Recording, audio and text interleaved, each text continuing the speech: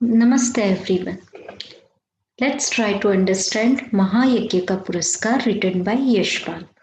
यशपाल जी द्वारा लिखित महायज्ञ का पुरस्कार, इस कहानी को समझने का प्रयास करेंगे हम। अब महायज्ञ क्या होता है ये हम बाद में जानेंगे। पुरस्कार मीन्स रिवॉर्ड। अब महायज्ञ को समझने से पहले लेट्स ट्राई टू अंडरस्टैंड यज्ञ क्या होता है। What is yagya? Yagya as you can see in the picture, जो पूजा पाठ की जाती है वो यज्ञ होता है। तो एक मतलब है यज्ञ का, जो हम पूजा पाठ करते, हवन कुंड करते हैं, भगवान की आराधना करते हैं, उसे यज्ञ कहा जाता है। एक दूसरा मतलब ये भी कह सकते हैं कि जो हमारे अच्छे कर्म है, गुड डीड्स, गुड कर्मास, तो जो हमारे अच्छे कर्म है उन्हें भी हम यज्ञ कह सकते हैं। तो यज्ञ जो पूजा पाठ हवन किया जाता है भगवान को खुश करने के लिए, कुछ हमारा भला हो इस कामना के साथ, इस इच्छा के साथ कि अपना कुछ अच्छा हो जाए, इस सोच के साथ हम जो पूजा पाठ करते हैं उसको यज्ञ कहते हैं। और जो अच्छे कर्म होते हैं, द गुड डीड्स, या आप जो गुड वर्क करते हो उसे भी यज्ञ कहा जाता है। इस कहानी को शुरू करने से पहले हम इसके जो पात्र परिचय है वो देख लेते हैं। Let's try to understand the characters. Seth ji है, एक सेठानी है, एक धन्ना सेठ है, एक धन्ना सेठ की पत्नी, तो वो भी सेठानी है, धन्ना सेठ की पत्नी। तो यहाँ दोनों सेठ है, दो कैरेक्टर है, दोनों सेठ है, तो हम इन्हें सेठ जी कहेंगे, इन्हें धन्ना सेठ। तो इसी नाम से हम इस कहानी में उन्हें पहचानेंगे। सेठ जी, उनकी पत्नी सेठानी, जिनका कोई नाम नहीं दिया गया है, धन्ना सेठ और धन्ना सेठ की पत्नी। तो धन्ना सेठ की पत्नी ही लिखेंगे, हम सिर्फ सेठानी कहकर उन्हें संबोधन नहीं करेंगे, नहीं तो बहुत कंफ्यूजन हो जाएगा सेठानी सेठानी। तो ये धन्ना सेठ की पत्नी है। सेठ जी कैसे हैं? सेठ जी इस कहानी में सबसे पहले कहानी की शुरुआत में वो धनी रहते हैं, धनी अमीर रहते हैं, बाद में गरीब हो जाते हैं कुछ कारणों के कारण, और कहानी के अंत में वो फिर से अमीर हो जाते हैं। तो एज सेठ सेठ में हमको थोड़ा सा, हर बार सेठ सेठ लिखा जाता है कहानी में तो कंफ्यूजन होता है, इसलिए एवरी टाइम हम लोग बोलेंगे सेठ जी, जो पहले अमीर थे बाद में गरीब हो गए। सेठ जी का स्वभाव कैसा था? तो सेठ जी एक बहुत ही अच्छे इंसान थे, विनम्र थे, विनम्र, पोलाइट थे, धर्मपरायण, धर्म मतलब रिलीजियस थे, अत्यंत धार्मिक प्रवृत्ति के व्यक्ति थे, मतलब धर्म को, भगवान पे बहुत विश्वास था, उदार थे, जनरस थे, सभी का भला करते थे, दीन दुखियों की निस्वार्थ सेवा करते थे। तो निस्वार्थ को मैं अंडरलाइन करूंगी। दीन दुखियों की मतलब गरीब की, जिन्हें जरूरत हो, ऐसे नीडी जो पीपल रहते हैं, जरूरतमंद लोगों की, वो निस्वार्थ निस्वार्थ सेल्फलेसली उनकी सेवा करते थे, सेवा भाव से उन्हें उनकी मदद करते थे। तो निस्वार्थ मतलब सेल्फलेसली कर्तव्य का पालन करते थे। तो यहाँ सेठ जी है, वो हमेशा अपने कर्तव्य के बारे में, उनको कर्तव्य का पालन करते थे और कर्तव्य को बहुत अच्छे से धर्म के अनुसार निभाते थे, धर्म के मार्ग पर चलते थे, मतलब बहुत ही ज्यादा अच्छे इंसान थे। और विपत्ति में होते हुए भी वे, उन्होंने कभी धर्म नहीं छोड़ा। विपत्ति मतलब जब चारों ओर से बहुत सारी समस्याएं थी, मतलब surrounded by two many of troubles, तभी भी उन्होंने कभी भी धर्म यानी सच्चाई का रास्ता नहीं छोड़ा। सेठानी भी बहुत अच्छी थी, सेठ के जैसे ही वो भी विनम्र थी, विनम्र, पोलाइट थी, एक पतिव्रता स्त्री थी, हमेशा हर हाल में पति का साथ निभाती थी, बुद्धिमती थी, मतलब वाइस, जैसे बोलते एक वाइस पर्सनैलिटी, तो बुद्धिमान थी, भगवान पर भरोसा रखने वाली सशक्त नारी। ओके, यहाँ भगवान पर भगवान पर भरोसा रखने वाली सशक्त नारी थी। विपत्ति में भी पति का साथ उन्होंने नहीं छोड़ा, मतलब अगर पति पे कोई मुसीबत आ गई तभी भी उन्होंने उसका साथ नहीं छोड़ा। संतोषी स्त्री थी, मतलब सेटिस्फाइड थी अपनी लाइफ से, ऐसा नहीं कि मुझे बहुत कुछ चाहिए। तो संतोषी स्त्री थी। धन्ना सेठ है, उनको कोई डायलॉग नहीं है, जस्ट उनका नाम है, हमें जानना ज़रूरी है कि धन्ना सेठ कौन है। धन्ना सेठ कुंदनपुर नगर के बहुत बड़े सेठ थे। तो कुंदनपुर नाम के एक नगर के बहुत बड़े सेठ थे और उस नगर में वो बहुत धनवान थे, इसलिए धन्ना सेठ के नाम से वो प्रख्यात थे। अफवाह थी कि उनकी जो पत्नी है उन्हें देवी शक्ति प्राप्त थी। व्हाट इज देवी शक्ति? You can say a divine power, मतलब भगवान का दिया, भगवान से मिली हुई एक ऐसी शक्ति जो हर किसी में नहीं रहती है। तो ऐसी एक देवी शक्ति उन्हें प्राप्त थी। और धन्ना सेठ की पत्नी, उसके बारे में भी अफवाह ये थी कि मतलब उसी के बारे में हम बात कर रहे हैं। धन्ना सेठ की पत्नी के पास देवी शक्ति थी। तो वही हम जब इनका कैरेक्टर स्केच लिखेंगे, इनका चरित्र चित्रण लिखेंगे, तभी भी हम सेम बात लिखेंगे कि अफवाह थी कि उन्हें देवी शक्ति प्राप्त थी। वो तीनों लोगों की बातें जानने वाली थी। तीन लोग क्या होते हैं? दैट इज स्वर्गलोक, मृत्युलोक and Patal Lok. Swarglok that is heaven, Mrityulok earth and Patal Lok मतलब अर्थ के नीचे बहुत अंडरग्राउंड, बहुत बीनीथ द अर्थ, जो Patal Lok, we can say the abode of the asuras. तो ऐसे कहते हैं कि एक में देव रहते हैं, फिर मनुष्य रहते हैं और नीचे बहुत असुर रहते हैं, ऐसे हमारे धर्म में माना जाता है। बस वही बात है, हम कभी भी बात करते बोलते त्रिलोक देवता, त्रिलोकों की बात। तो वही तीन लोक हमारे धर्म में माने जाते हैं कि तीन लोक है, स्वर्गलोक, मृत्युलोक और पाताल लोक। उसी की बात हो रही है कि वो तीनों लोकों की बातें जानती थी और सेठ जी के महायज्ञ को खरीदना चाहती थी। तो महायज्ञ क्या होता है? महायज्ञ और यज्ञ में क्या फर्क है, इस यही हम इस कहानी में समझने का प्रयास करेंगे। महायज्ञ वो होता है जो निस्वार्थ भाव से किया जाता है। अगर हम कहें कि यज्ञ भी तो अच्छी चीज होती है, बट यज्ञ में जब हम कोई अच्छा काम करते हैं, पूजा पाठ करते हैं, पंडित जी को बुलाते हैं, बहुत सारे पैसे देते हैं, धर्म करवाते हैं, कहीं ना कहीं ये होता है कि मैं पुण्य कमा रहा हूँ, मैं कुछ अच्छा काम कर रहा हूँ, मेरा कुछ भला हो जाए। तो कहीं ना कहीं ये भावना रहती है। पर महायज्ञ वो यज्ञ है जो निस्वार्थ भाव से किया जाता है, जो एक सच्चा कर्म है, मतलब इन रिटर्न्स हमको कुछ मिले ये भावना नहीं रहती है, बस सामने वाले का भला करना है, यही एक भावना रहती है, और वो हो जाता है महायज्ञ। महायज्ञ और यज्ञ में और क्या फर्क है ये हम कहानी में जानेंगे। महायज्ञ का पुरस्कार, तो जो महायज्ञ होता है वो यज्ञ, वो कर्म, वो काम जो निस्वार्थ भाव से किए जाते हैं, बिना किसी मतलब पूरी तरह से सेल्फलेसली किए जाते हैं, बिना कुछ इन रिटर्न्स हमें कुछ फेवर मिले या कुछ पुण्य कमाए, ये भावना भी नहीं रहती है उसमें। निस्वार्थ भाव से किया गया कर्म महायज्ञ कहलाता है, और उसका रिवॉर्ड यही इसका कहानी का नाम है, महायज्ञ का पुरस्कार। तो एक धनी सेठ थे, अत्यंत विनम्र और उदार, polite and generous, very generous, दानी थे वो, धर्मपरायण, धर्म को इतना मानते थे कि कोई साधु संत उनके द्वार से निराश ना लौटता, भरपेट भोजन पाता। तो जो भी कोई साधु महात्मा सेंट जो लोग रहते, वो उनके वहां जाते तो हमेशा भरपेट भोजन करते। प्लीज ये ध्यान रखिए कि ये कहानी बहुत पहले लिखी गई है, तो उस हिसाब से हमें इसे समझने का प्रयास करना पड़ेगा।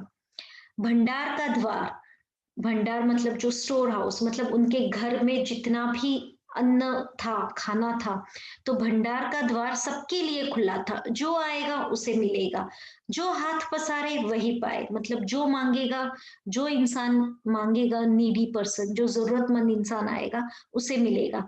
सेठ ने बहुत से यज्ञ किए, दान, यहाँ यज्ञ दान किए, पूजा किए, कर्म कांड, जो पंडित को बुला के हम पूजा करवाते हैं भगवान की, जो रीति रिवाज हम अपनाते हैं, जो अच्छे कार्य करते हैं, हवन करते हैं, ऐसे बहुत सारे काम सेठ जी ने किए थे।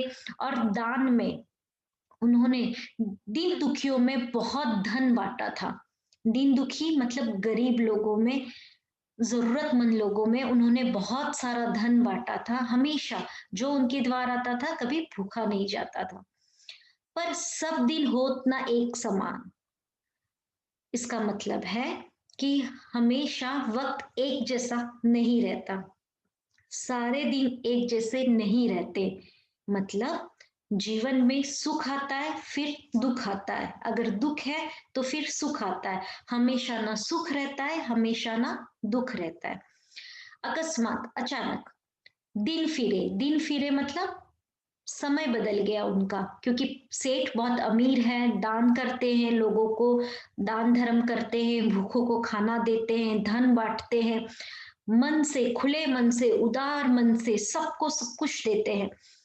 तो अचानक से दिन फिर गए, समय बदल गया और सेठ को गरीबी का मुंह देखना पड़ा, मतलब वो गरीब हो गए। संगी साथियों ने भी मुंह फेर लिया, संगी साथी फ्रेंड्स एंड रिलेटिव्स, तो जो उनके दोस्त रिश्तेदार है, तो संगी साथियों ने भी उनका साथ नहीं दिया। और नौबत यहां तक आ गई, मतलब कंडीशन ऐसी हो गई कि सेठ व सेठानी भूखों मरने लगे। तो यहाँ पर एग्जाम में कभी कभी क्वेश्चन आते भी हैं कि संगी साथियों ने क्यों मुंह फेर लिया था, तो सेठ जी गरीब हो गए थे। और ये सब लिखेंगे हम लोग आंसर में कि सब दिन होतना एक समान, पहले बहुत अमीर थे, दान धर्म करते थे, दिन फिर गए, गरीब हो गए। और गरीबी में तो लोग ऐसा कहते हैं कि अंधेरे में अपना साया भी साथ छोड़ देता है। तो ऐसे में संगी साथियों ने भी उनसे मुंह फेर लिया। तो कहीं ना कहीं बुरे दिन आना भी अच्छी बात होती है, हमें पता चलता है कि बुरे लोगों के बारे में पता चलता है कि कौन सही में हमारा अपना है, सच्चा दोस्त है, और कौन नहीं, कौन बनावटी लोग है। तो बुरे वक्त में ही ये सब पता चलता है। ओके। उन दिनों एक प्रथा प्रचलित थी, प्रथा एक कस्टम, एक रिवाज था वहां का। क्या रिवाज था? कि यज्ञों के फल का क्रय विक्रय हुआ करता था। जो यज्ञ हवन पूजा कर्म कांड हम लोग करते हैं, उसका जो फल मिलता है, जो पुण्य मिलता है, जो यज्ञों का फल मतलब fruit of your good deeds, तो जो फल मिलता है हमको, पुण्य मिलता है, उसे बेचा जाता था और खरीदा जाता था। क्रय विक्रय, बाय एंड सेल।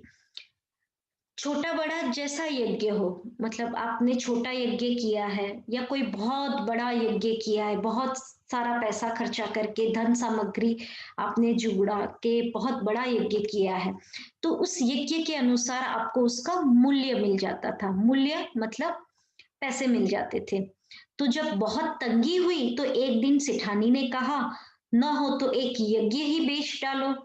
तो जब उन्हें बहुत पैसों की शॉर्टेज होने लगी, बहुत पैसों की कमी होने लगी, तो उनकी पत्नी, सेठ की पत्नी सेठानी ने कहा कि एक काम कीजिए, आप यज्ञ ही बेच डालो, क्योंकि अब संगी साथियों ने तो मुंह फेर लिया था, कोई उनका साथ दे नहीं रहा था और बुरा वक्त आया था।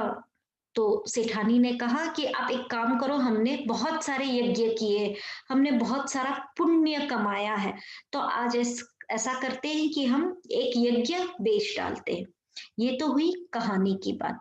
Just to make it more, मतलब हम कन्विंस हो पाए इस बात से, क्योंकि ज्यादातर मुझे क्वेश्चंस पूछे जाते हैं कि ऐसे कैसे हम अपना फल बेच सकते हैं। तो अब ये तो कहानी है, स्टोरी है, तो जब भी पूछा जाएगा कि क्या प्रथा प्रचलित थी, आंसर लिखना ही है कि उस वक्त यज्ञों के फल का क्रय विक्रय हुआ करता था। यज्ञ जो हम करते हैं उसे बेचा और खरीदा जाता था। पर इसे कन्विंस करने के लिए हम ऐसा समझ सकते हैं कि जैसे हम पंडित जी को बुलाते हैं, पूजा तो पंडित जी करते हैं, पर हम कहते हैं कि हमने पूजा करवाई, हमने फल कमाया, तो वो कैसे होता है? तो ऐसे कि पंडित अपना कर्म कर रहे, वो पूजा के वक्त में एक ऐसे बोलते हैं कि भाई मैं इस नाम के इंसान की ये पूजा करवा रहा हूँ, तो उनके कहने से वो फल हमें मिलता है। जैसे हमने पुराने सीरियलों में जो माइथोलॉजिकल सीरियल्स है हमारे, जो हमारे ग्रंथ है रामायण महाभारत, उसमें भी हमने देखा हुआ कि किस तरह लोग बोलते हैं कि मेरा इस पूजा का फल तुम्हें मिल जाए, हाथ में पानी लेते हैं और बोलते इसका फल तुम्हें मिल जाए, और सामने वाले को उसका फल मिल जाता था। तो कहीं ना कहीं इससे हम मान सकते हैं कि अगर हम बोलते हैं कि मेरी उम्र तुम्हें लग जाए, तो वो आशीर्वाद ब्लेसिंग्स फलती है। तो उसी तरह से अगर हम ऐसा, जब पंडित जी पूजा करते हैं और उसका फल हमें मिलता है, जब हम ब्लेसिंग्स दे सकते हैं, तो ये भी उस तरह से हम अपने आप को कन्विंस कर सकते हैं कि उस वक्त वो प्रथा चल रही थी कि यज्ञ जो होता है उसके फल को बेचा जा सकता है, खरीदा जा सकता है। आगे देखते हैं। सुनकर पहले तो सेठ बहुत दुखी हुए। सेठ दुखी क्यों हो गए? क्योंकि उन्होंने कभी नहीं सोचा था कि उन्होंने जो यज्ञ किए हैं उसका फल बेचने के लिए उन्हें ये दिन भी आएंगे। वो नहीं चाहते थे कि यज्ञ को बेचा जाए, तो वो बहुत दुखी हुए। पर बाद में अपनी तंगी का विचार कर, मतलब पैसों की जरूरत है तो यज्ञ बेचने के लिए तैयार हो गए। सेठ के यहाँ से 10-12 कोस की दूरी पर, मतलब कुछ दूरी पर, कुंदनपुर नाम का एक नगर था। तो कुंदनपुर एक टाउन था, नगर टाउन था, जिसमें एक बहुत बड़े सेठ रहते थे। लोग उन्हें धन्ना सेठ कहते थे। तो कुंदनपुर नगर में एक बहुत बड़े सेठ रहते थे, बहुत अमीर थे। इसलिए शायद लोग उन्हें धन्ना सेठ कहते होंगे, या उनका नाम था धन्ना सेठ। तो कुंदनपुर नगर में धन्ना सेठ रहते थे। यह अफवाह थी कि उनकी सेठानी को, मतलब उनकी पत्नी, धन्ना सेठ की पत्नी को कोई देवी शक्ति है, अ डिवाइन पावर प्राप्त है, जिससे वो तीनों लोगों की बात जान लेती है। मैंने ऑलरेडी एक्सप्लेन किया है, तीनों लोग मतलब सभी की बात जान लेती है। कहाँ क्या होता है, किसका क्या मतलब कहाँ क्या हो रहा है, उन्हें एक पावर से पता चल जाता है। उनके पास एक तरह की शक्ति है। तो धन की उनके पास कोई कमी नहीं थी, बहुत पैसा था। विपदग्रस्त, विपदग्रस्त मतलब हर तरफ से मुसीबत, मतलब surrounded by many problems, many troubles. तो विपदग्रस्त सेठ ने उन्हीं के हाथ एक यज्ञ बेचने का विचार किया। तो सेठ ने सोचा कि धन्ना सेठ है, बहुत पैसा है, तो मैं जाऊंगा कुंदनपुर और अपना यज्ञ बेच आऊंगा। दूर की मंजिल थी, मतलब बहुत दूर जाना था उन्हें, दूसरे गांव, दूसरे शहर जाना था।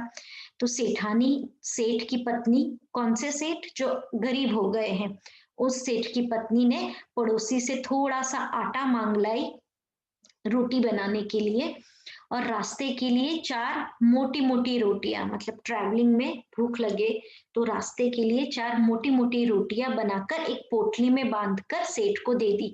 पोटली मतलब एक कपड़े में बांधकर सेठ को दे दी। सेठ बड़े तड़के उठे, बड़े तड़के मतलब अर्ली मॉर्निंग, सुबह सुबह उठ गए और कुंदनपुर की ओर चल दिए, कुंदनपुर की ओर जाने लगे। गर्मी के दिन थे, समर सीजन था, गर्मी थी। सेठ ने सोचा कि सूरज निकले, सनराइज मतलब बहुत ज्यादा धूप हो जाए, सूरज निकले मतलब सूरज निकले, उगे और बहुत धूप हो, जब तक जितना रास्ता पार कर लूं उतना अच्छा है। इसलिए सेठ कब चले गए? सुबह। सेठ बड़े तड़के उठे, बहुत सुबह उठे और सुबह सुबह ही कुंदनपुर की ओर चल दिए। यह सोचकर कि मैं जल्दी जल्दी रास्ता पार कर लूं, वे खूब तेज चले। लेकिन आधा रास्ता पार करते करते, हाफ वे में ही, धूप पे इतनी तेजी आ गई कि चलने में कष्ट होने लगा, मतलब धूप इतनी बढ़ गई सनलाइट के कारण, अब उन्हें चलने में बहुत मुश्किल होने लगी। पसीने से, स्वेटिंग, उनकी सारी देह, उनका शरीर, बॉडी उनका लथपथ हो गई और भूख भी सताने लगी। तो अब उन्हें भूख लगी थी। He was hungry now. आधा रास्ता ही पार किया था, कुंदनपुर अभी आया भी नहीं था, पर अब उनसे पसीने के कारण अब वो थक चुके थे। तो सामने उन्होंने देखा कि एक कुंज और एक कुआं देखकर सेठ ने विचार किया। कुंज बहुत सारे पेड़ एक साथ, मतलब आप बोल सकते हो एक ग्रुप। तो बहुत सारे पेड़ और कुआं देखकर उन्होंने सोचा कि यहाँ थोड़ी देर रुककर भोजन और विश्राम कर लेना चाहिए, रेस्ट, और खाना खा लेना चाहिए। यह सोच वह उस कुंज की ओर बढ़े जहां बहुत सारे पेड़ एक साथ लगे हो, ठंडी ठंडी छाव हो, उधर वहां बढ़े। पोटली से लोटा डोर निकालकर पानी खींचा और हाथ पैर धोए। लोटा डोर, लोटा डोर क्या होता है? एक लोटा होता है, जैसे स्टील का बर्तन होता है, एक वेसल, जैसे ग्लास होता है उससे थोड़ा बड़ा एक लोटा होता है, उसके चारों ओर एक रस्सी बंधी हुई रहती है। ऐसा पहले के जमाने में एक बहुत लंबी दूरी पे जाना रहता था, तो हर जगह जगह पे जैसे कुआं पड़ गया, तो लोग एक लोटा, एक बर्तन, ऐसा एक वेसल, उस पे टाई किया रहता है एक रस्सी को, वो लेके कैरी करते थे ताकि जहां कुआं मिल जाए, कुआं मतलब वेल, तो जहां कुआं मिल जाए वहां हम लोटा अंदर डाल के खींच कर पानी पी लो और हाथ पैर मुंह धो लो। तो उन्होंने पोटली से लोटा डोर निकालकर पानी खींचा और हाथ पैर धोए। उसके बाद एक लोटा पानी ले एक पेड़ के नीचे आ बैठे और अब पानी लेके आए पीने के लिए और एक ट्री के अंदर बैठ गए। तो पेड़ के नीचे बैठे और खाने के लिए रोटी निकालकर तोड़ने ही वाले थे कि क्या देखते हैं, निकट ही कोई हाथ भर की दूरी पर एक कुत्ता पड़ा छटपटा रहा है। तो उन्होंने क्या देखा कि निकट ही, नजदीक ही, किसी हाथ भर, कोई हाथ भर की दूरी पर, मतलब एक हैंड के डिस्टेंस पर, एक हैंड के डिस्टेंस पर एक कुत्ता, एक डॉग वहां पे छटपटा रहा है। वो बुरी तरह से तड़प रहा था। बेचारे का पेट कमर से लगा था। पेट कमर से लगना एक मुहावरा है, मतलब वो इतना पतला, वीक हो गया था और वीक हो जाने के कारण ऐसा लग रहा था कि भूख के मारे उसका पेट ही नहीं था, वो पूरी तरह से पिचक गया था। तो पेट कमर से लगना मतलब बहुत ज्यादा भूखा होना और कमजोर होना। सेठ को रोटी खोलते देख वो कुत्ता बार बार गर्दन उठाता, अपना ऐसा नेक ऊपर करता बार बार, क्योंकि खाना था सामने, पर दुर्बलता, वीकनेस के कारण उसकी गर्दन गिर जाती थी। तो कुत्ता इतना वीक था और उसे खाने की इतनी जरूरत थी कि इतना भूखा था कि वो खाने तक तो क्या आ ही नहीं सकता था, पर वो अपनी गर्दन को भी कंट्रोल नहीं कर पा रहा था, अपना नेक भी उठा नहीं रहा था। तो इस तरह हम देखते हैं कि सेठ जी खाना खाने बैठे हैं और सामने एक भूखा कुत्ता है। अब आगे क्या होगा हम देखेंगे सेकंड पार्ट में। Thank you for listening, bye bye.